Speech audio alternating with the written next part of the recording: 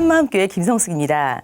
이름처럼 성숙하지 못하고 미숙한 생각과 삶으로 미운 오리처럼 살았던 제가 예수님의 부활로 살아계신 하나님을 만나 진짜 신부님 백주였음을 알게 되면서 모든 문제가 해결되고 진리로 자유해진 간증을 나누고자 합니다. 줄줄이 딸 넷을 낳고 간신히 아들을 낳으신 부모님 밑에 둘째로 태어난 저는 부모님의 눈치 아닌 눈치를 보며 자랐어요.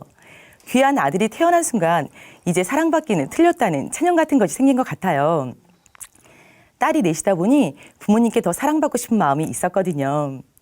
언니는 사진관에 사진이 걸릴 정도로 미인이었고 셋째 딸은 보지도 않고 데려간다고 하잖아요. 넷째는 하얀 푸비에 정말 귀엽게 생겨서 부모님이 딸임에도 불구하고 너무 예뻐하셨거든요. 친척들이나 동네 아주머니들도 저희 집 딸들의 미모에 대해 자주 언급하셨는데요. 유독 저만 예쁘다는 소리를 듣지 못했어요.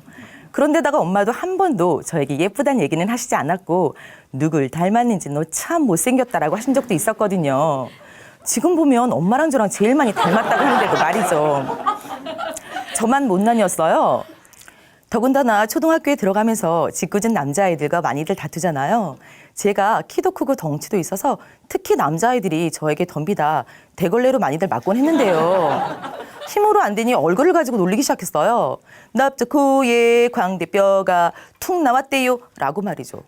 그렇게 저희 외모에 대한 아픔이 시작되었고 자매들 중 얼굴이 가장 못났던 저는 누가 뭐라 하지 않아도 늘 위축되었거든요. 그래서 착한 딸이 되어 사랑받아야겠다는 결심을 했어요. 친척들이 용돈을 주면 한 푼도 쓰지 않고 모아서 엄마에게 드렸고 집안 청소도 엄마를 도와 정말 열심히 했어요. 눈치라도 빨라야겠다는 생각에 늘 촉각을 세우고 부모님이 필요하신 것이 뭔지 알아서 척척 해드렸던 거예요. 딸 중에 제일 눈치 빠르고 착한 딸이라고 칭찬을 받기 시작했어요. 결코 예쁘진 않지만 착한 딸로 말이죠. 사춘기가 되면서 외모에 관심을 많이 갖게 되잖아요. 외모에 자신이 없던 터라 외모가 아닌 성격의 승부수를 걸어야겠다는 생각을 했어요.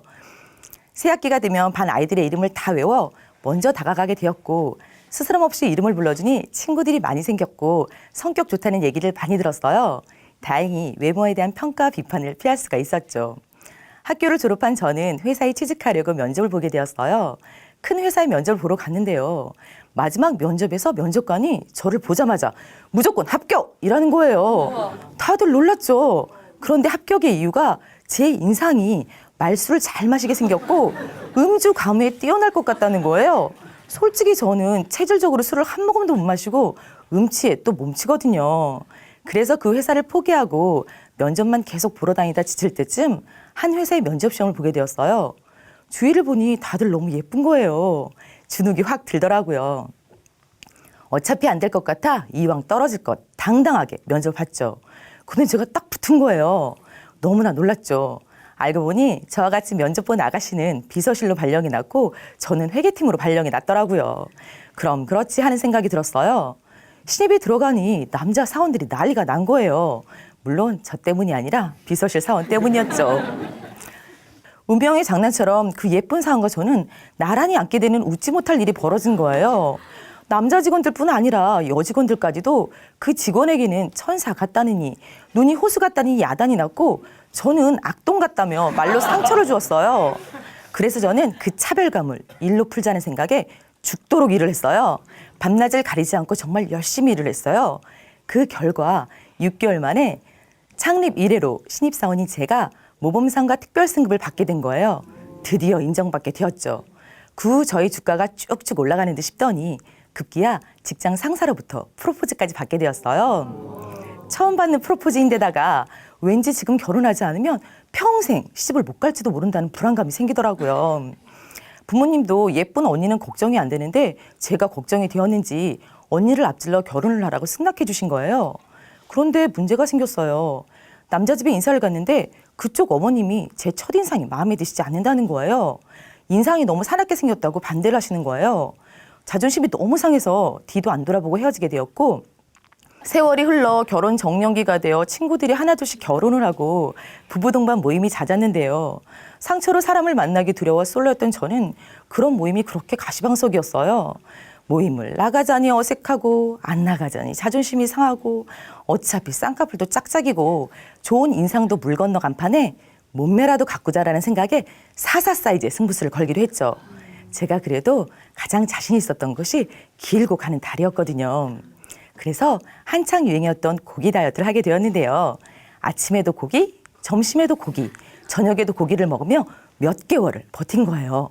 그랬더니 환상적인 몸매가 만들어지더라고요. 그러나 기쁨도 잠시 영양 불균형으로 머리털이 우수수 빠지는 거예요. 인어공주도 아니고 몸매를 어쩌고 머리털을 잃을 수는 없잖아요. 그래도 다이어트 덕에 44 사이즈를 유지하게 되었고 최대한 짧은 미니스커트와 10cm 이상 되는 힐을 신으며 자신감을 얻어가던 어느 날 길을 가는데 뒤에서 한 남자의 목소리가 들리는 거예요. 저기요, 저기요 하면서 말이죠. 저는 뒤를 딱 돌아봤죠. 그 남자는 순간 흠칫하는 것 같더니 자신의 신분증과 명함을 내밀며 차 한잔 하자고 하더라고요. 그 후로 몇 명의 남자가 저를 따라오는 일이 있었어요. 몸매 덕으로 자신감 충전을 받은 저는 전부터 알고 지내던 사람의 대시로 교제를 시작하게 되었고 이번에는 잘해서 결혼까지 해야겠다는 생각을 했어요. 그러나 생각처럼 되지 않았어요. 이번에도 인사를 갔는데 광대뼈가 너무 나와서 팔자가 세 보인다며 인상을 보니 부모님께 잘할 것 같지도 않다고 하시는 거예요. 어떻게 이런 일이 두 번이나 생길까 하고 마음에 낙심이 되며 사람을 겪어보지도 않고 외모로 판단을 하니 저는 또 한 번의 상처를 받고 우울증에 시달리게 되었어요. 급기야 우울증이 심해지니 죽어버려야겠다는 생각을 하게 됐어요. 자살을 하려고 하니 겁도 나고 자살을 하면 천국에 갈 수 없다라는 생각에 차라리 죽을 용기로 성형수술을 하자는 생각이 들었어요. 성형을 하다 죽으면 자살은 아니니 지옥 가진 않겠지라는 생각을 한 거죠. 그래서 강남의 유명한 성형외과에 문을 두드렸어요. 성형외과에 갔는데 유명한 여배우와 딱 마주친 거예요. 진짜 예쁘더라고요. 아, 이 배우도 여기서 성형을 했구나 생각되어지니 그 병원이 무한 신뢰가 가더라고요. 상담을 받는데 의사는 광대뼈를 깎고 코를 세우자고 견적서를 내밀었어요. 그리고 수술 과정을 설명하는데 정말 끔찍한 거예요. 머리카락이 있는 부위를 절개해서 얼굴 피부를 벗긴 다음 광대뼈를 톱으로 깎고 코를 세우고 다시 피부를 당겨 머리카락 사이로 꿰맨다는 거예요. 너무 자세한 수술 과정을 설명하는 의사를 보며 혹시 내가 견적이 안 나오는 얼굴이라 겁을 확 줘서 돌려보내려고 하나 하는 생각까지 들었어요. 그렇게 자세히 설명하면 무서워서 누가 수술을 하겠느냐고요. 그러나 저는 하기로 했습니다. 수술 날짜를 잡은 후 밤마다 악몽을 꿨어요. 톱으로 얼굴을 잘라 피가 철철 나는 꿈 같은 거죠. 잠도 오지 않고 너무 괴로워서 후배에게 기도 요청을 했어요. 후배는 제 얘기를 다 듣고는 성경 말씀을 찾아가며 하나님의 뜻이 아니라는 거예요. 하나님이 주신 몸에 손을 대는 것은 죄를 짓는 거라고 말이죠. 저는 솔직히 하나님이 원망스러웠어요. 누구는 예쁘게 지으시고 누구는 이렇게 지으시고 하나님이 살아계신데 왜 내 고통을 모르시냐고 누구에게 거절당하는 이런 기분을 하나님이 아시냐고 하면서 말이죠. 저는 하나님이 실패적이고 부모님의 애물단지라는 생각밖에 들지 않았지만 그러나 솔직한 심정은 누가 나를 말려줬으면 좋겠다는 생각을 했어요. 하나님도 나를 버리셨는데 누구한테 잘 보이자고 이렇게 큰 수술까지 해야 하나 생각이 드니 회의감이 몰려온 거예요. 못 이기는 척하고 수술 전날 한 통의 전화로 없었던 걸로 하자고 하니 단번에 네 그렇게 하세요 그러는 거예요. 제 수술이 자신 없었던 게 분명하더라고요. 그날 이후로 외모에 대해 완전히 포기하고 다시 일만 죽도록 했어요. 앞으로는 나를 위해서만 철저히 살자는 생각으로 돈을 버는 대로 맛있는 거 먹고 좋은 데 구경 가고 배우고 싶은 것을 다 배우며 살았죠. 그런데도 늘 마음은 공허하고 만족감이 없었어요. 그 무렵 충격적인 사건이 생겼어요. 평소 친하게 지내던 사촌 오빠가 갑자기 교통사고로 죽었다는 연락을 받은 거예요. 병원으로 급히 갔는데 수의를 입고 누워있는 오빠의 모습은 평안히 잠을 자고 있는 듯 보였어요. 저는 그때 시체를 처음으로 봤어요. 그 모습을 넋놓고 바라보고 있는데 정신이 하나도 없는 거예요. 육신은 멀쩡한데 영이 떠난다고 생각하니 정신이 하나도 없더라고요. 그때 드는 생각이 뭐야 육체가 다가 아니잖아. 영이 떠나면 죽는 거잖아 라는 생각이 들며 죽음에 대한 공포가 밀려왔어요. 오빠의 장례를 치른 후 저는 사람의 육체가 아닌 정말 해결해야 되는 것은 영이라는 생각이 들며 사람이 죽으면 육체는 썩어지고 영은 어디로 가는 거지? 정말 천국과 지옥은 있는 걸까? 정말 해결해야 하는 것은 죽음의 문제가 아닐까? 나는 살과 뼈만 매달려 그것만 신경 쓰고 살았는데 정작 해결해야 하는 것은 영의 문제라는 것을 생각하게 되었어요. 그러면서 식사도 못하고 불면증에 시달리는 날이 계속되었어요. 사는 게 의미 없어지고 의욕이 없던 어느 날 선배에게서 아직도 날씬하냐며 전화가 왔어요. 날씬하다고 하니 한 남자를 소개시켜 주었어요. 마음 들 곳이 없고 힘든 시기였기에 아무 생각 없이 만나게 되었죠. 그런데 남자의 첫인상이 너무 날카로워 보이는 거예요. 별 기대 없이 대화를 이어가는데 시간이 갈수록 사람이 너무 진중하고 점잖은 거예요. 말을 하기보다는 제 얘기를 잘 들어주었어요. 인상과는 사뭇 다르게 이 사람도 나처럼 오해를 부르는 인상이구나 생각되어지니 왠지 모를 측은함이 생겼어요. 이해하고픈 마음과 더불어 이 사람에게 기대고 싶다는 생각이 들었어요. 그리고 만남을 계속 이어갔지만 문제는 해결되지 않았고 사람들에게 죽음의 문제가 고민이라고 얘기하고 다니게 되었죠. 그러나 아무도 명쾌한 답을 주지는 않았어요. 그런데 얼마 후 아는 언니로부터 한 통의 전화를 받게 되었어요. 그 언니는 완벽한 신앙생활의 표본이었고 하나님에 대한 열정이 넘치는 언니여서 평소 언니의 말을 잘 따랐어요. 그런데 그 언니가 대뜸 전화를 해서는 자기의 믿음이 잘못된 거였으며 이제야 예수님을 만났다고 하는 거예요. 저는 언니가 무슨 말을 하는지 잘 몰랐지만 언니가 죽음의 문제를 해결했다는 단 한마디에 정신이 번쩍 들었어요. 저는 너무 놀라 당장 만나자고 했고 언니를 통해 춘천 한마음교회 작은 교회를 나가게 되었어요. 첫 예배를 드리는데 일꾼의 말이 전능하신 하나님이 나를 사랑해서 나를 위해 이 땅에 사람으로 오셨다는 거예요. 저는 속으로 무슨 나를 위해 오신 거겠어. 우리를 위해 오신 거잖아 하면서 처음에는 말씀을 듣지 못했어요. 그런데 딱 한 말씀이 생각나는 거예요. 참 빛, 곧 세상에 와서 각 사람에게 비치는 빛이 있었다는 거예요. 각 사람에게? 각 사람에게? 이 말이 자꾸 생각나는 거예요. 각 사람이라면 나에게도 오신 거네? 이 못생기고 자전거 없는 나에게도 오셨다고 생각하니 그간의 하나님에 대한 오해가 풀리기 시작했어요. 저는 그런 예수님이 더 알고 싶었어요. 그러다가 수련회에 참석하게 되면서 내가 주인 되어 내 마음 내 뜻대로 산 죄를 대신해 십자가에서 죽으신 예수님을 만나게 되면서 하나님께 회개하게 되었고 부활하셔서 나의 모든 문제, 특히 죽음의 문제를 해결해 주신 예수님을 주인으로 영접하게 되었어요.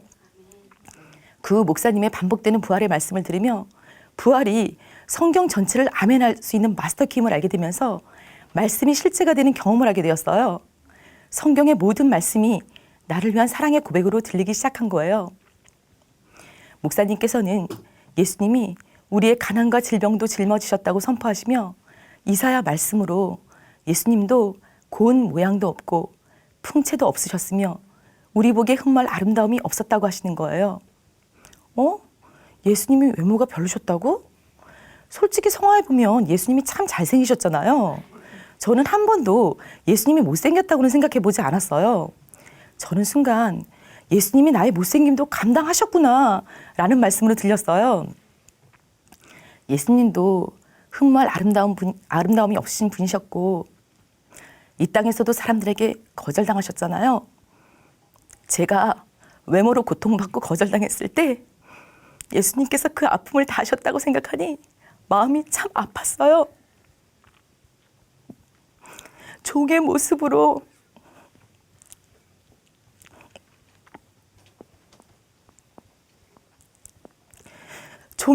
오셨구나. 하늘 보자 버리고 오신 예수님이 너무 감사하기도 했지만 정말 그 사랑이 감당이 되지 않았어요. 당신이 지으신 피조물이 욕하고 저주하며 원망하고 거절할 것을 아시며 오신다는 것이 그런 사랑이 세상엔 없는 거잖아요. 이 모든 말씀이 부활이 선명해지니까 더욱 실제가 되며 부활체까지 사모하게 되었어요. 엠마오로 가는 제자들이 부활하신 예수님을 못 알아보는 말씀을 읽으며 부활체는 다른 거구나. 이 땅의 모습과는 다른 것이구나. 그래서 초대교회 믿음의 선배들이 더 좋은 부활체를 사모하여 극형을 마다하지 않았구나라는 말씀이 깨달아졌어요. 외모에 대한 인생의 방황이 완전히 끝났습니다. 더 좋은 부활체를 얻기 위해 육신이 있을 때 주를 위해 사는 것만이 가장 지혜로운 자이며 부활하셔서 나의 주인이 되셨으니 염려할 것도 누릴 일도 없기에 더 이상 세상 누구에게도 기댄다는 것은 무의미한 일이 되었어요. 사람에게 기대렸던 것은 아니라는 생각에 만나던 남자에게 즉시로 복음을 전하며 매주 교회를 다닐 것이며 만약 나와 결혼을 할 생각이면 11조와 제사 문제를 해결하겠다는 각서를 쓰라고 했어요. 못할 거면 헤어지자고요. 솔직히 그 남자가 저랑 결혼하자고 한 것도 아닌데 말이죠. 그런데 신기한 것은 그간 좋다는 표현도 잘 안 하던 그 남자는 그로부터 매주 저를 춘천으로 실어 나르는 거예요. 그때는 새길이 나지 않아서 여름휴가 때는 7시간씩 걸리는 날도 꽤 있었거든요. 그 사람은 쉬지도 않고 운전을 하고 저는 피곤하니 뒷좌석에서 신문을 덮고 자면서 왔죠. 그 모습을 지켜보는 일꾼 언니는 결혼해도 좋을 것 같다는 얘기를 해주었고 그 남자는 남편이 되었습니다. 물론 부모님의 반대도 없었어요. 인사를 갔는데 아버님이 저를 보시며 인상이 낯설지 않고 너무 좋다며 흡족해 하셨고 며느리로 받아주시며 감사해서 잘 섬겨드려야겠다는 생각을 했어요. 예수님의 사랑으로 섬겨드렸더니 수십 년간 드렸던 제사를 없애고 추도 예배로 바꾸기까지 하셔서 너무 감사했어요. 저는 미운 오리인 줄 알았어요. 그런데 하나님 보시기에 존귀하고 아름다운 백조였던 거예요. 제 신분이 알아지니 이제 해야 할 일은 오직 복음을 전하는 일이 되었어요.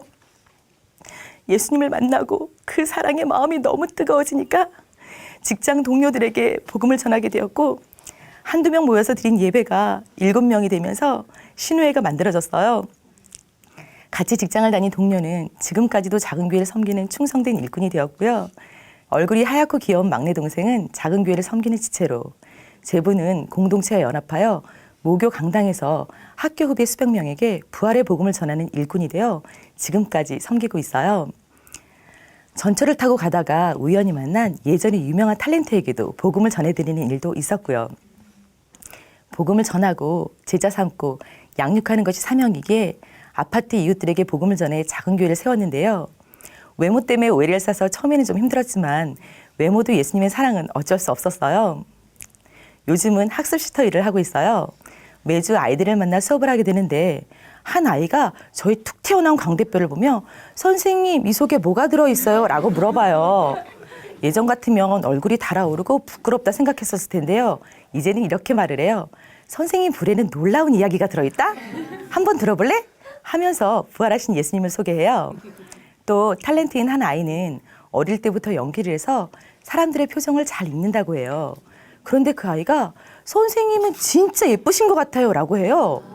늘 표정이 밝고 신나게 사는 게 선생님을 예뻐 보이게 한다는 거예요. 제가 예수님 때문에 이런 사람이 된 거죠. 오늘도 부활하신 예수님이 나의 주님이시기에 너무 행복한 하루를 시작합니다. 예수 부활, 나도 부활. 감사합니다.